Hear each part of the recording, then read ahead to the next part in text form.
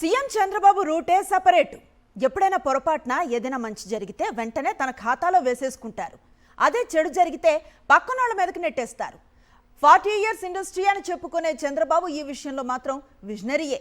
విపత్తులను అనుకూలంగా మలుచుకుంటారని చెప్పుకునే చంద్రబాబు తురకపాలెం విషజ్వరాలు, విజయవాడ డయేరియా వ్యాధి, రైతుల యూరియా కష్టాలను మాత్రం అధికారుల ఖాతాలో వేశారు. విజనరీ చంద్రబాబు తీరుపై సాక్షి ప్రత్యేక కథనం. ఉన్నది లేనట్లుగా, లేనిది ఉన్నట్లుగా ప్రచారం చేసుకోవడంలో చంద్రబాబును మించిన వారు ఎవరూ ఉండరు. అధికారంలో ఉన్నా లేకపోయినా ఎప్పుడైనా మంచి జరిగితే తన ఖాతాలో వేసేసుకోవడం, తేడా వస్తే పక్కనోళ్ల మీదకు నెట్టేయడం చంద్రబాబుకు వెన్నతో పెట్టిన విద్య. 4గోసారి ముఖ్యమంత్రి అయినా చంద్రబాబు ఆలోచనల్లో మాత్రం ఎలాంటి తేడా రాలేదు. 1995లో వెన్నుపోటుతో అధికారంలోకి వచ్చినప్పటి నుంచి ఎల్లో మీడియా అండతో మంచి బాబు అనిపించుకోవడానికి చంద్రబాబు నిరంతరం ప్రయాసపడుతూనే ఉన్నారు. రాష్ట్రంలో ఖరీఫ్ సీజన్ సమయానికి యూరియా రైతులు నరకయాతన అనుభవిస్తున్నారు. ప్రభుత్వం, మార్క్ఫెడ్, సహకార సంఘాల ద్వారా యూరియా ఇస్తున్నామని చెప్పినప్పటికీ క్షేత్రస్థాయిలో రైతుకు ఒక కట్ట యూరియా కూడా దొరకని దుస్థితి నేటికీ కొనసాగుతోంది.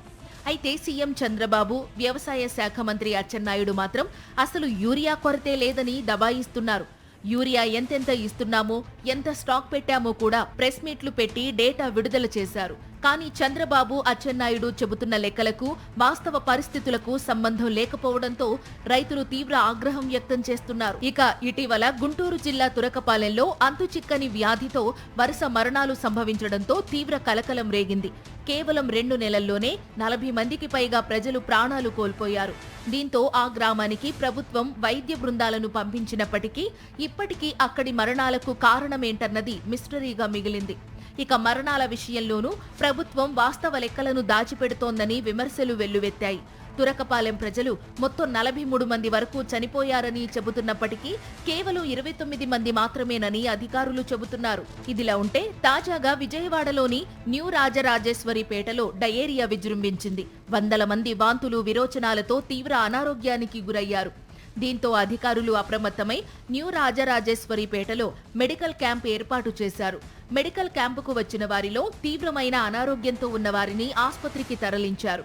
వారం వ్యవధిలోనే అధికారిక లెక్కల ప్రకారం 380 మంది డయేరియా బారిన పడ్డారు. కలుషితమైన నీరు తాగడమే డయేరియాకు కారణమని బాధితులు చెబుతుంటే మంత్రులు మాత్రం గణేశుడి భోజనం తినడం వల్లే డయేరియా వచ్చిందని చెప్పడం తీవ్ర విమర్శలకు దారితీసింది. మరోవైపు ఇప్పటి వరకు 6గురు చనిపోయినప్పటికీ ప్రభుత్వం ఒక్క మరణం కూడా సంభవించలేదని ప్రభుత్వం మరణాల లెక్కలను దాచేసింది.